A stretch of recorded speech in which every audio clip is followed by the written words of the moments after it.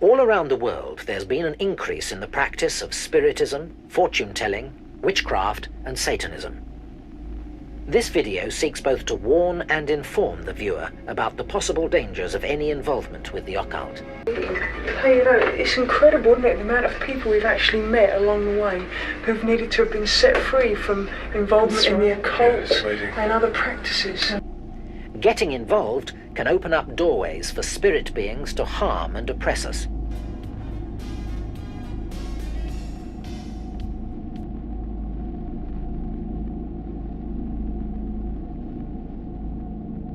This story really begins with an unremarkable couple from a small village in Bedfordshire that few of you will likely have heard of. Their names were Horace and Madge Groom, and they were full of guilt. Their local church had been abandoned many years ago, with a new church set up closer to the village. But the graveyard had remained. So when an especially brutal winter set in late 1962, the old church was cut off from the community. At the top of a hill, up a muddy path that was virtually inaccessible due to the heavy snow. For months, the graves were left unattended, loved ones left unvisited during the Christmas period. But as soon as the first warm sun rays of spring began to hit, and the snow slowly began to melt away, the grooms took their moment to head up there and visit their relatives, with the intention of cleaning up any mess caused by the long winter. It was late afternoon on Saturday the 16th of March when they arrived in the south graveyard to pay their respects. At the same time, they glanced up at what now remained of the once beloved St. Mary's Church, now just a shadow of its former self, its walls cracked and broken, its roof stolen by thieves. What was once a monument to the community's faith in God was now just an empty shell. But then they realised they weren't alone. They could hear something. They paused as the cool spring breeze brought to their ears the gentle laughter of children. The grooms finished up what they were doing and went to the other side of the church to see who was there. From a distance they noticed two small boys sitting on the floor. The couple approached them, and as they did, they realised they weren't local. They didn't recognise either of them, but they seemed to be playing with something. The couple's first instinct was that the kids had pulled something from one of the graves, or the church itself, and they rushed over to make sure these two children weren't vandalising the church. But then, they froze in their tracks. Madge Groom took in a short, sharp intake of breath in shock. The two boys turned around and stopped laughing, realising they were no longer alone. That was when the grooms got their first good look at what the children were playing with. It was a human skull. No one who stood outside the church that day knew what they had just set in motion. A discovery had been made that pointed to there being something very dark going on in the shadows of this idyllic, rural area. This is a tale of ancient rituals, a cursed priest, of ghosts, of conspiracy, of high strangeness, and even murder. A tale that saw a priest driven into exile and made an entire country believe that there were people out there practicing something dark, something they didn't quite understand.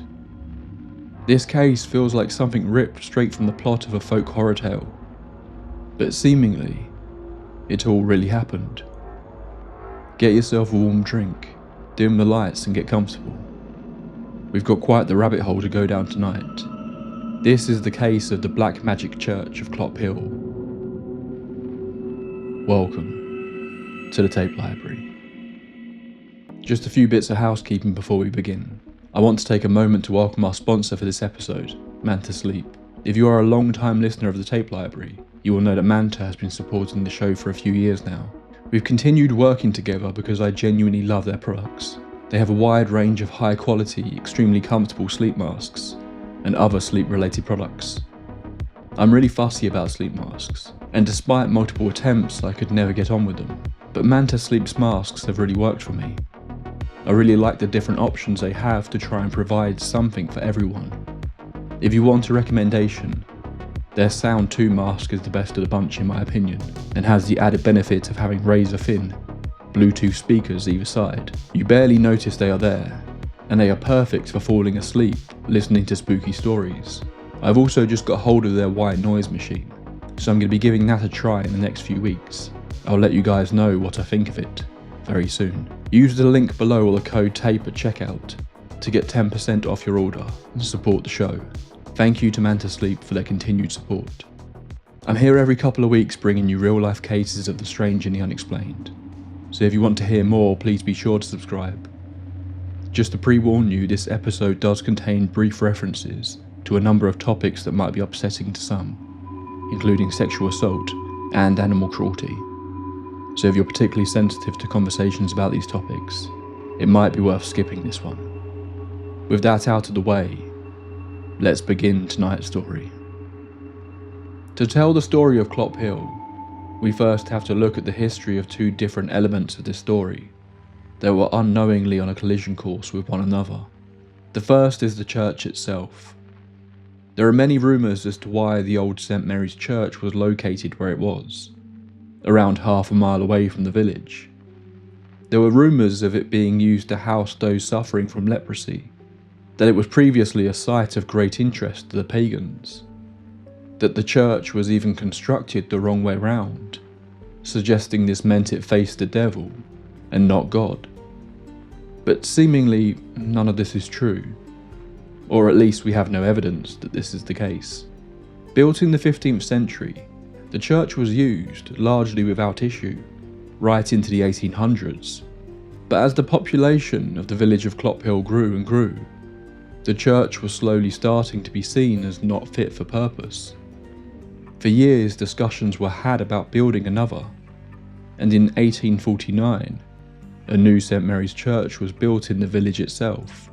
However, the graveyard was left where it was, and the old church was used for funeral services, as well as for some reason a single annual congregation in August. For the most part, nothing much happened with the old church for the next 100 years. Although in the early parts of the 20th century, we can find a handful of references to the fact that the old graveyard had developed a reputation for being the target of body snatchers, and that human remains had been dug up on numerous occasions, and remains found in nearby farm fields. This was later explained away by the fact the graveyard once occupied a much larger area than it now did, and these remains were simply the result of farmland springing up over the site of former graves. However, others claimed that people were digging up the graves to steal valuables like jewellery. No official cases of this have been documented though, seemingly. But with what was to come later, you have to wonder if the site maybe had a much longer hidden history that hasn't been documented. The true end for the church came in 1956, when thieves made off with large portions of the church roof, taking the large lead sheets to sell. Now, beyond those who came to visit the graves, the church itself was truly abandoned. The rector at that time attempted to spread a rumour that the church was haunted, seemingly an attempt to scare away any further vandals. It did not work. The other oncoming element to this story is the tale of Reverend Lewis Barker. Barker had come to the village of Clophill to become the rector in 1962, and had arrived a fairly damaged man himself. Barker had been married in 1932, but by 1955 he was divorced. His wife, who it was suggested had already been struggling with some mental health issues, took the breakup of their family badly, taking her own life in 1958. He took some time away from the church and travelled to Africa. But just a few years later he returned ready to work, and was sent to take over Clophill. Numerous references have been made over the years that Reverend Barker seemingly had a drinking problem, but he was widely liked by the community of Clophill and welcomed in quickly. But it wasn't just Reverend Barker who was coming into this period with a dark shadow hanging over him. Just 1 year prior to his arrival, a terrible crime had been committed just outside of the village that brought the area into the public eye. Known widely as the A6 murder, the attack took place on a stretch of road just outside the village, at a spot known as Deadman's Hill, for its history of once being the home of gallows. The case would lead to a conviction and execution of James Hanratty, but questions about what really happened that night have persisted for decades. A 36-year-old man named Michael Gregston was parked in a quiet cornfield with Valerie Story in Buckinghamshire when suddenly a man tapped on their window. The couple were shocked but very quickly realised the danger they were in when the man in the field revealed a revolver and forced his way into the car. Throughout the course of the night, this unknown man forced them to drive across North London and through numerous towns and cities before turning towards Bedford. At around 3 AM, once they had just passed Clophill, the gunman ordered Michael to stop the car in a lay-by. As soon as they stopped, the gunman fired 2 shots at point blank, killing Michael. He then sexually assaulted Valerie, forced her to drag Michael's body out into the road, before shooting her 5 times and leaving her at the roadside. Incredibly, Valerie survived. She played dead until Hanratty left, then waved down a passing car before immediately passing out. She lived, although paralysed for life. She quickly identified James Hanratty as the man who had kidnapped them, as did other witnesses, and Hanratty was hanged in April of 1962, one of the last people to face this punishment in the UK.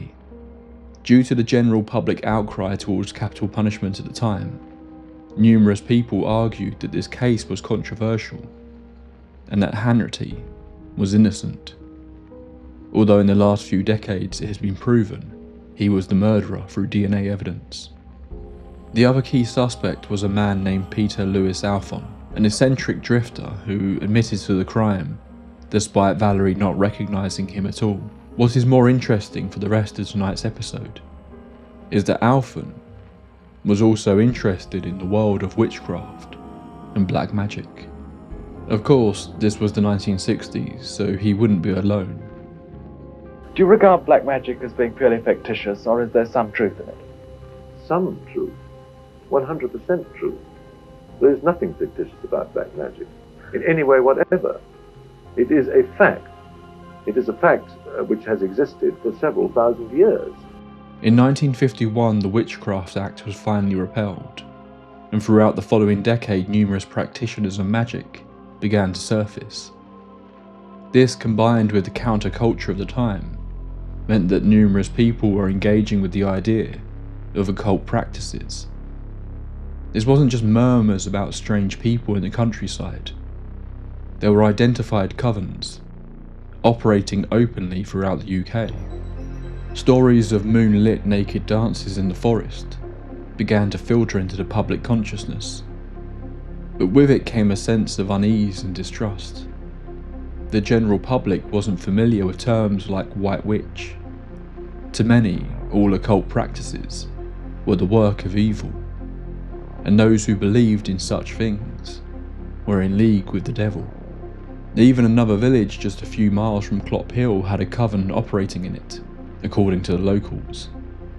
So the idea of black magic, and even the idea of people performing black masses, was very much in the public consciousness. Reverend Barker one day in February received a strange phone call from a man who would not identify himself. He asked the Reverend if any occult rituals had ever been carried out in the church, which of course Barker said no such thing has ever taken place. Around the same time, numerous people in the village said a strange man who claimed to be a local reporter was asking a similar question, asking the locals if they were aware of any rituals taking place in the last few years in the area. Similar reports came from the nearby town of Amped Hill. It was a little odd, but these individual incidents were not connected until later. This brings us back to that early spring day in 1963.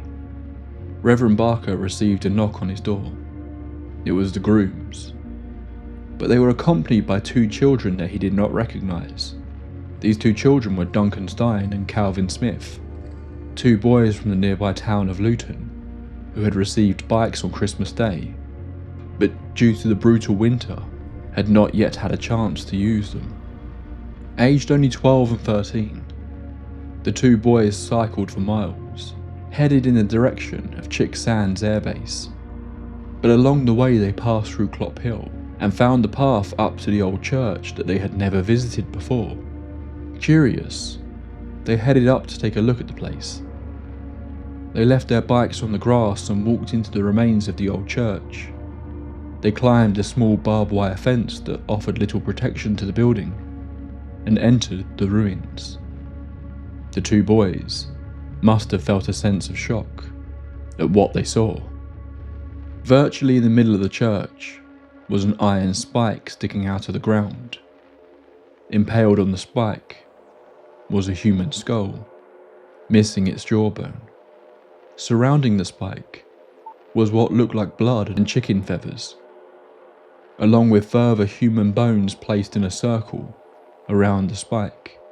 A Celtic cross had been painted on the wall of the church. But the two boys clearly weren't fully aware of what they had stumbled on.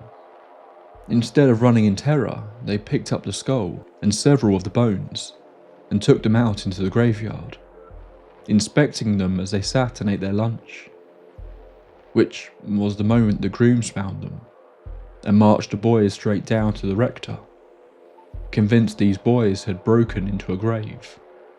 Reverend Barker met the Bedford police at the top of the hill that led to the church before they went to take a look.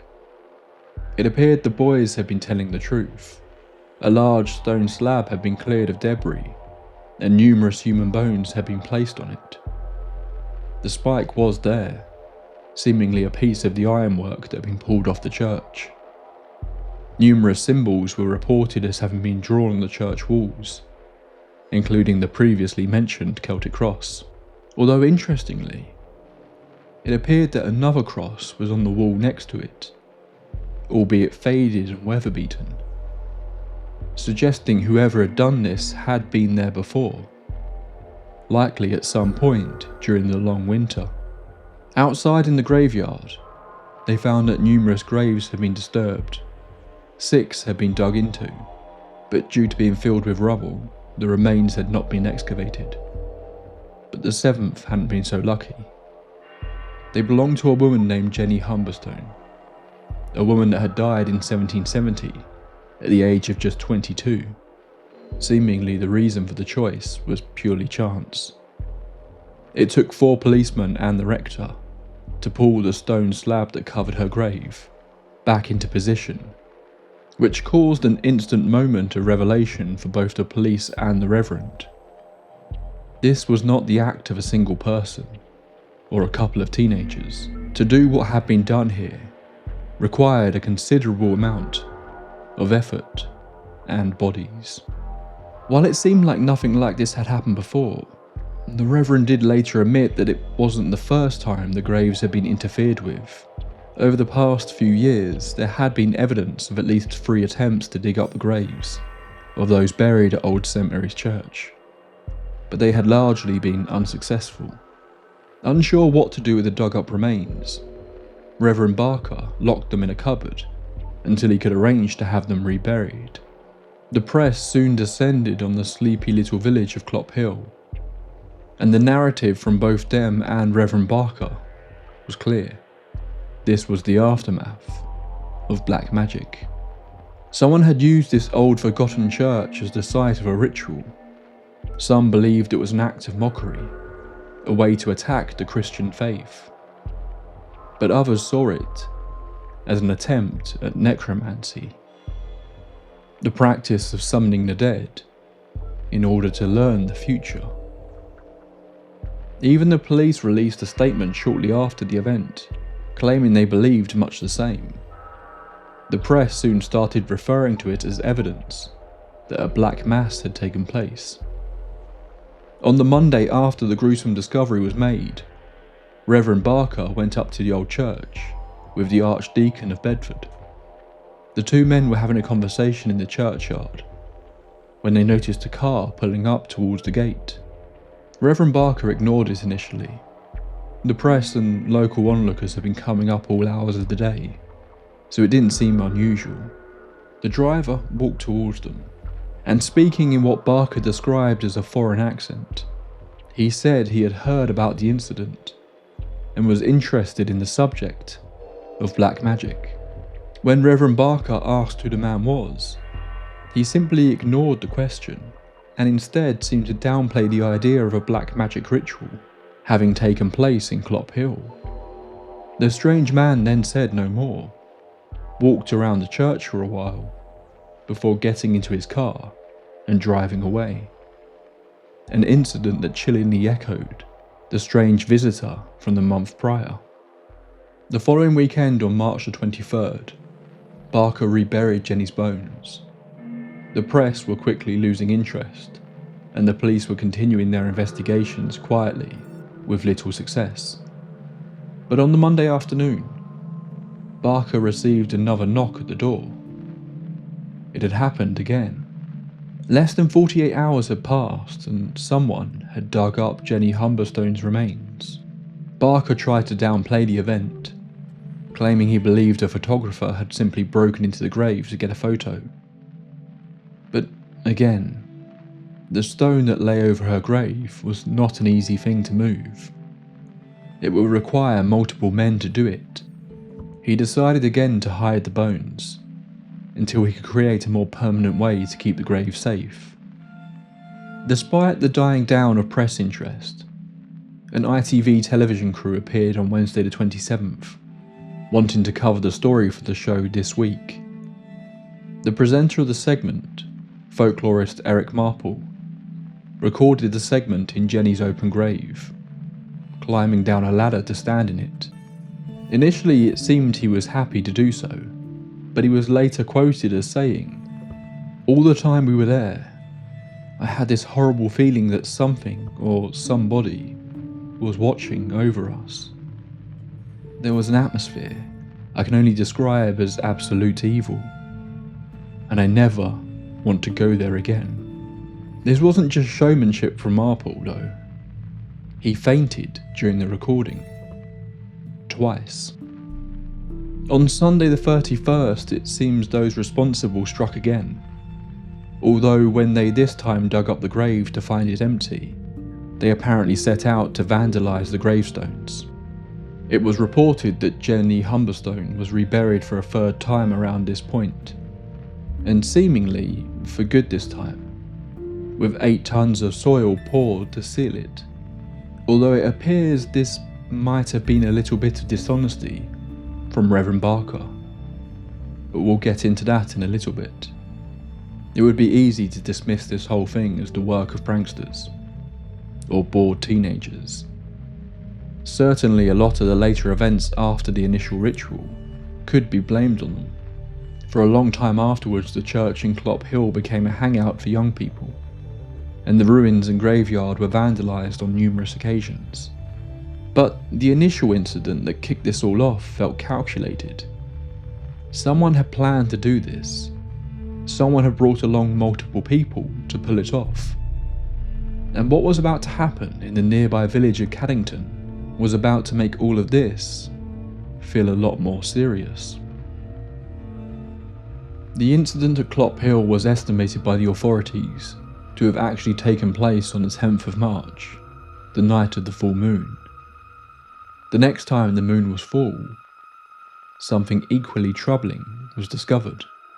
It was Tuesday, the 9th of April, when authorities were called to an area that was known locally as Bluebell Wood, a series of 3 areas of woodland that run alongside the M1 motorway. In an incident that chillingly echoed the events in Clophill, just a few miles away, a couple of young boys were playing in the woods when they came across a grisly discovery.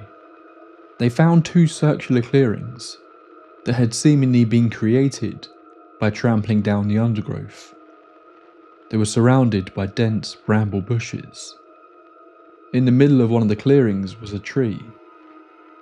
It was the smell that drew their attention at first, the powerful, overwhelming scent of death.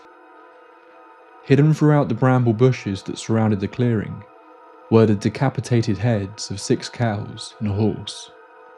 Their eyes had been removed, their jaws had been pulled apart, with only the jawbones of 2 of the animals remaining, seemingly suggesting that whoever had done this had been interrupted before they could finish what they were trying to do. A member of the RSPCA who attended the scene later found one of the eyeballs dangling from a tree. There was no sign of a struggle, no footprints. The cuts had been done almost surgically. The bodies of the animals were nowhere to be found. Quickly, the ritualistic elements of the circles and the placement of the eye were picked up on. But maybe not the other echoes of Clophill, the missing jaws, the circle of bones surrounding Jenny's skull mirroring the circles in the forest. While it's easy to connect the two incidents, there is also the comparison that some have made to the phenomena of cattle mutilations here, and the connection of that to the world of high strangeness. And this area of the country seemingly has its fair share of that. But we'll have to put a pin in that too for the moment. The following month, the community were prepared for the full moon, and patrols were set up to keep an eye on Old St Mary's Church. Sure enough, there was a large group of about 40 individuals up there that night. This later turned out to be students from a nearby college, leading to a written apology from the headmaster of the college. It seems by this point, Clophill had become firmly part of the local folklore, and countless young people were visiting late at night to have their own adventures, or more often than not to simply get drunk. This is where reports of people being spotted up on the hill become confused, because while there were reports of mostly young people messing around, there were also slightly more serious sounding reports of people up there, carrying torches, wearing robes, entering and leaving through the darkened fields, avoiding the roads. A few people did come forward, albeit anonymously, to claim their group were responsible for the incidents at Clophill, but none of their stories could be verified, and none seemed to provide any information that couldn't have been discovered through the press. Over the following year, numerous churches across the country reported what they referred to as black magic attacks, groups approaching priests with threatening messages, remains of rituals found in churches, effigies nailed into church doors. One incident in Sussex in December of 1963 led to a full-on fistfight between a group of priests, World War II veterans, and a group of occultists who they found practicing in their church in the lead up to Christmas. In total, between 1963 and 1964, around 200 churches were found to have been defiled, robbed, or even burned. One more dark incident took place in the area during this time. While there is no direct link to the events, I think it's worth bringing up, just for us to have multiple disturbing accounts all taking place within a small rural area of the country, within the span of just a few months, is interesting. Just a short drive to the east of Clophill, you will find Henlow Grange, an English country house that is now run as a spa, but back in the 60s, also doubled as a health farm and beauty school. The dark side of this place is now mostly associated with being the location of at least one of Jimmy Savile's horrific crimes. But in 1963, the same year as the Clophill incident and the Bluebell Woods discovery, the body of a Californian man, who had been the sole male student at the beauty school, was found in an area of woodland nearby by a gardener. Or at least, his skeleton was. This was Russell Winterbottom, a wealthy 37-year-old man who had paid for a year's tuition at the school. One day he set off to go for a jog, wearing a tracksuit. Then he didn't come back. This was in early October. Police searched the area for him for some time, but no trace of the man could be found. That was until December the 3rd, where his remains were found next to an empty 2-gallon petrol can. A second 5-gallon one was found nearby, still full. The police's official report was that the man had set himself on fire, although seemingly no motive for this act was ever identified. No reports of a fire were spotted, and the police didn't find him during their search, despite him still being close to the school. The entire incident was odd. While the attention surrounding Clophill died down, it didn't end for Reverend Barker. Barker had become the focal point for anyone interested in Clophill, and in among the letters he had received on the subject, he was also receiving dark, rambling messages from those with a supposed interest in the dark arts. The old church was constantly being vandalised and visited by not just troublemakers, but those interested in the occult. The police did step in initially, but as time went on, many claimed that they instead seemed more interested in keeping people away from the area, so that those who were actually there to conduct rituals could continue in peace, as though they had decided that they couldn't stop it, so it was best to keep the general public at bay to avoid any further violent incidents. Jumping ahead a little here, a good example of this is the story reported by a man named Mick Peters, who made a visit to Clophill himself in 1975 with several friends. A group of bikers all wanting to see if there was any truth to the reports that on Halloween each year, a black mass is carried out at the old church. Of course, the group rocking up in the local area quickly got a lot of attention. When in one of the local pubs they asked about the church, the whole room apparently went quiet. Mick had first thought that the locals were playing along a little, when he noticed a lot of strange items being hung in the windows and above the doors of the pub, as though they were there for some sort of protection, feeling much like the opening of a Hammer Dracula movie. Still, Mick along with a few others headed up there. As they grew closer and closer, numerous members of the biker group fell back, not wanting to admit it, but growing increasingly fearful of stepping foot in the church grounds. By the time they reached the church, there were only 3 of them. But that didn't mean they were alone. They crept among the gravestones and could see the church was lit up. Through one of the entrances, they could see numerous people in there. Large black candles were scattered around. There were 2 women standing naked in the centre, with numerous others dressed in blue cloaks standing around them. He compared their clothing to that of a monk's habit. All of them were chanting, but they couldn't really make out what was being said. They decided to try their luck and get a little closer. Just moments after they did, the birds flocked out of the trees into the night sky, and all 3 men ducked in panic as they heard what they were convinced was the blast of a shotgun. This was all the warning the 3 men needed. They ran as fast as they could. If someone was actually shooting at them, or just trying to scare them away, they couldn't be sure. But it was clear, whoever these people were, they were serious.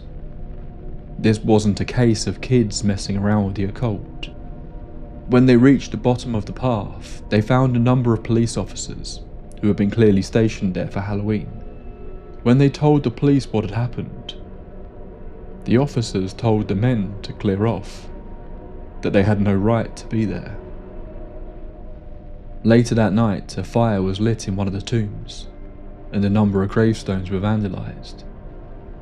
Seemingly the police did not get involved.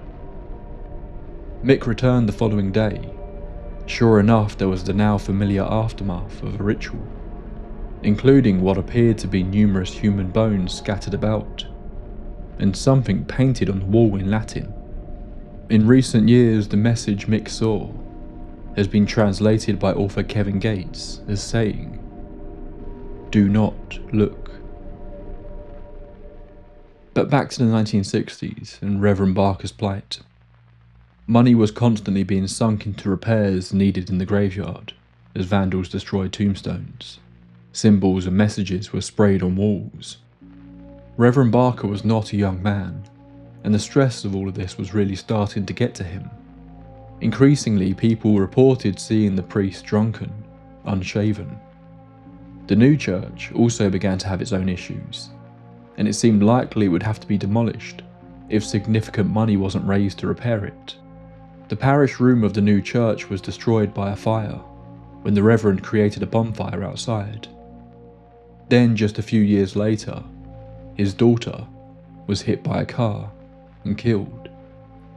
The Reverend slowly began to believe that he had been cursed. This was also the time that some rather troubling rumours began to circulate about the Reverend. It appeared he had been too scared to truly return Jenny Humberstone's bones to her grave. Instead, he had apparently kept them in the boot of his car, where they seemingly remained for years after the incident. Apparently later in life, he even took to showing off these bones in the pub in return for a free beer. Midsummer had become a regular time that large-scale incidents seemed to happen at the old church, and one year, Reverend Barker took it upon himself to stand vigil alone, feeling like no one else was interested in helping him anymore.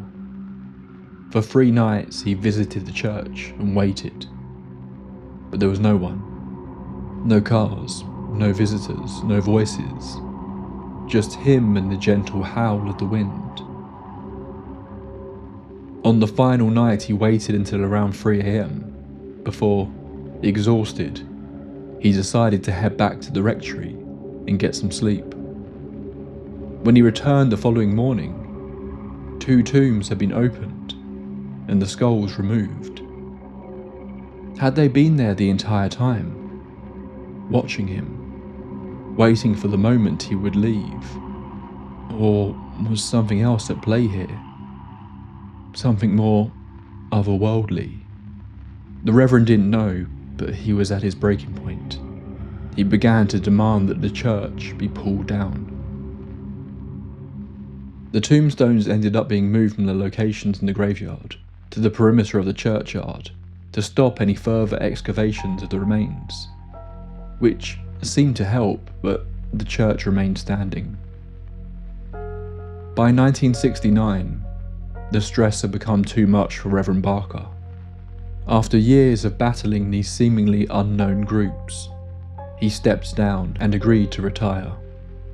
In a statement he put out at the time, he said that in the 7 years he had been in Clophill, not a month had gone by where the graves and tombs hadn't been dug up, or some kind of ritual performed. He moved out on Halloween of 1969.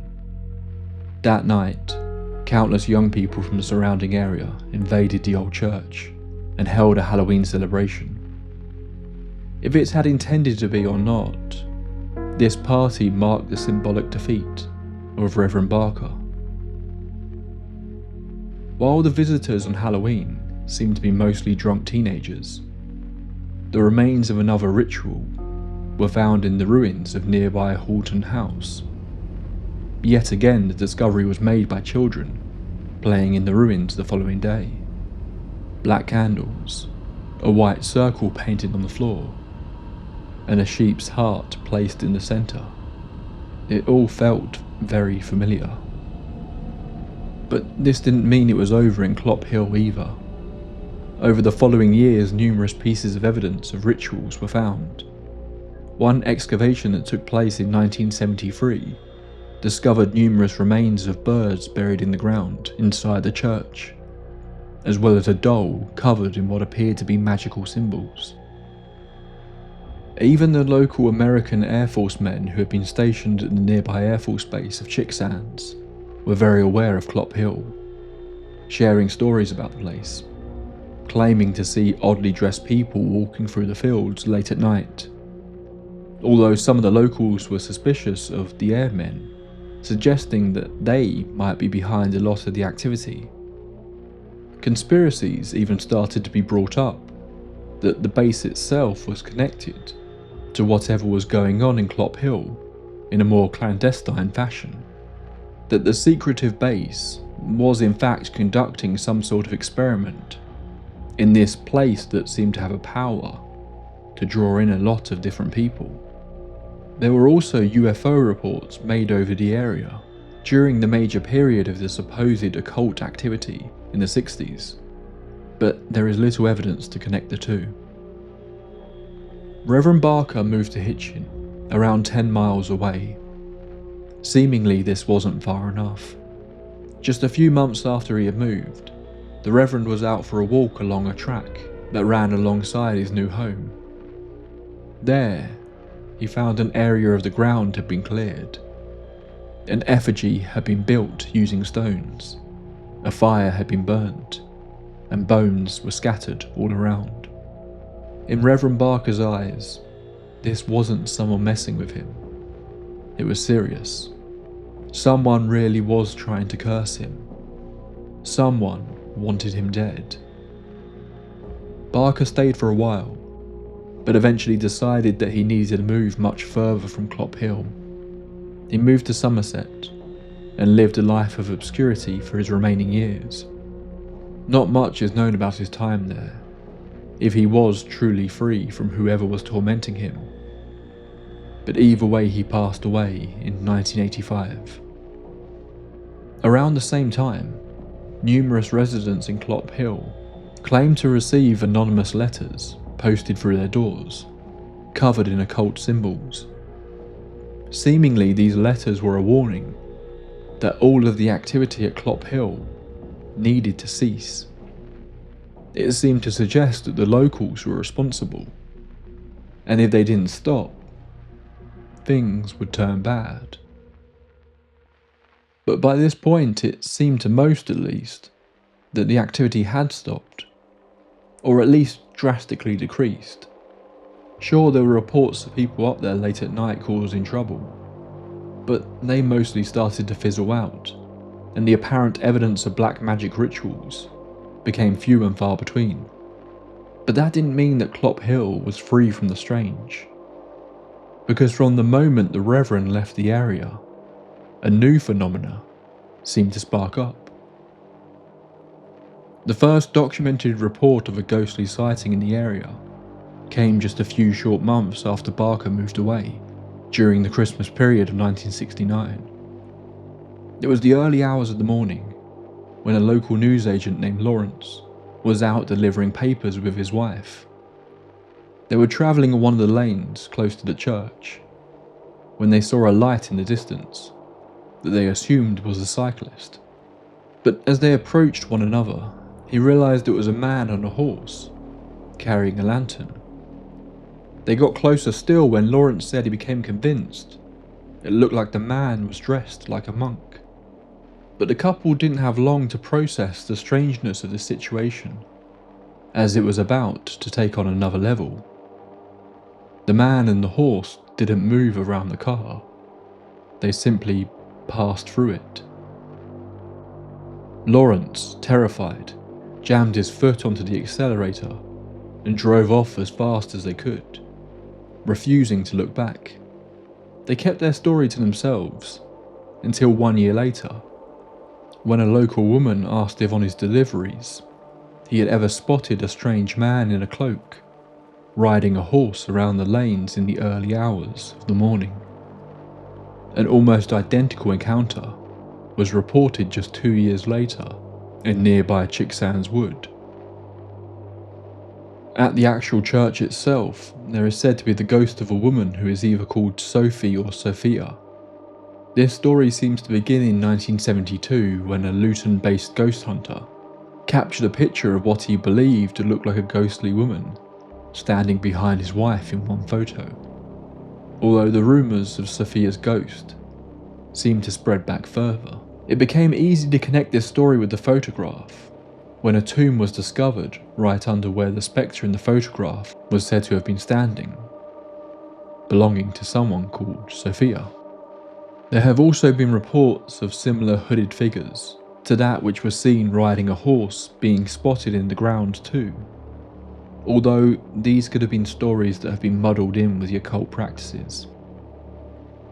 By the 90s, the evidence of occult rituals had pretty much all but died out, but rumours and ghost stories about the place still lingered, and it is still seen as a tourism destination for those into the strange and the dark, though alarms and security lights have long since been added to try and scare off any would-be nighttime visitors. Whatever really happened here, it's hard to deny that Old St Mary's Church has its own power to it. The isolated ruin that was once so important to the community became a beacon for something that appeared to be much darker. A place of strangeness in an area you wouldn't expect it to exist. A careful reminder that you never know who or what is watching you from the shadows. So what did really happen? Normally this is the part of an episode where I try to weigh up all the possible explanations for a case, but I'm not sure there's much to cover here.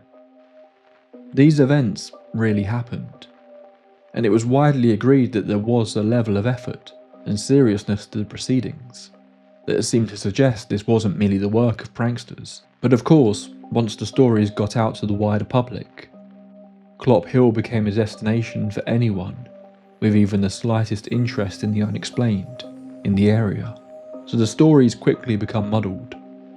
What could have been genuine examples of actual rituals and what was just bored teenagers messing around becomes very muddy. The ghost story elements, though, are an interesting thing to play around with mentally. Most reports only started after the rituals were reported, and most interestingly to me, after the Reverend left the village. Was this just an example of stories like this springing up because more people were spending time up at the old church at night? Was it people wanting to make up stories to scare one another? Or, if you believe this sort of thing, did the rituals awaken something? Was the desecration of the graves responsible for disturbing the spirits? I also love the gentle background noise of conspiracy that seems to run through all of this too. Were the police really protecting the rituals? Were the Air Force doing something in the area the locals weren't supposed to know about? Neither of these elements really have too much meat to get into really, but they do add a whole additional creepy element to the story. But at the end of the day, I think you can put aside the otherworldly parts of this case, because to me this one is much more a human story. It's Reverend Barker's story, a damaged man sent to look after a damaged church, and forced to face something that, in his eyes, was evidence of evil. And unfortunately, as far as his story goes, that evil won. There is another thread to this story though, the mutilated remains of those animals in the forest. I intended to get into all of that as part of this episode, but this part of the tale takes us down a rabbit hole of some very strange stories indeed, centred around that location and the wider area. So I think this might have to be its own episode. I would love it if you could join me next time as we uncover the higher strangeness of Bluebell Wood. That's all for this entry into the tape library. I used a few different sources for this one, but my main one was undoubtedly The Paranormal Diaries Clophill by Kevin Gates. If you want to delve deeper into this subject, then I cannot recommend this book enough. Gates has done a fantastic job of providing as much information about the case as possible, and interviewing numerous people involved. I also want to point out two different friends of the channel have also covered Clophill, So if you want more, then check out both Peter Law's and Don't Scare Claire's episodes on the church. This was another episode that was requested by a bunch of you when I asked at the start of the year, so thank you if you were one of those who asked for it. Felt like a very nice fit for this show while being something a little different. As I said, we'll be staying in Bedfordshire for the next episode in a couple of weeks' time, so this is going to be kind of a loose two-parter. If you don't want to miss out on that, then please be sure to subscribe, and if you're listening to the podcast version, leaving me a 5-star rating is always a lovely way to support what I do. It's time to close up the archives for the night, but I will see you all very soon. Until next time, my friends, pleasant dreams.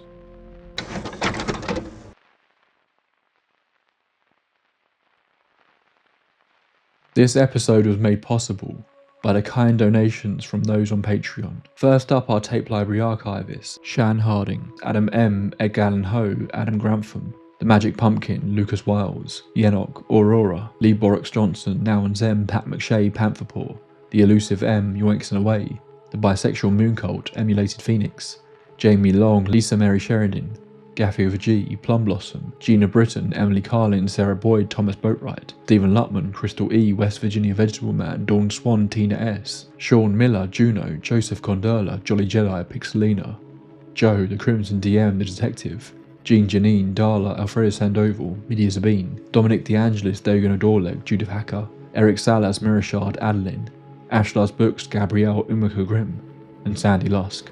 Then we have our amazing lead archivists, Wynne Lewis, Yvonne Rivers, Amy Stubblefield, The Original Deer, Emmy Bartley, Lady Bette Noir, Ridiculous, London Grace, Melissa Harrison, Emperor Franz, Old Soul Like Mine, Xavier Rangel, Sad Girl Callie, Alex O'Neill, Tyler Michael, Alex Goldberg, Van Yell, Brian Baker, and my 1000th Ghost.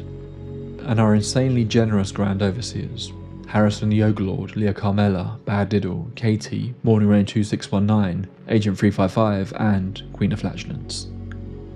Thank you to them, all of my junior archivists and my members on Patreon. Your support makes this show possible. If you want to join us over on Patreon, there's a few little perks and a chat that we often have conversations in. It's also where I normally first share any news about the channel. Links to all of that can be found in the description. Thank you.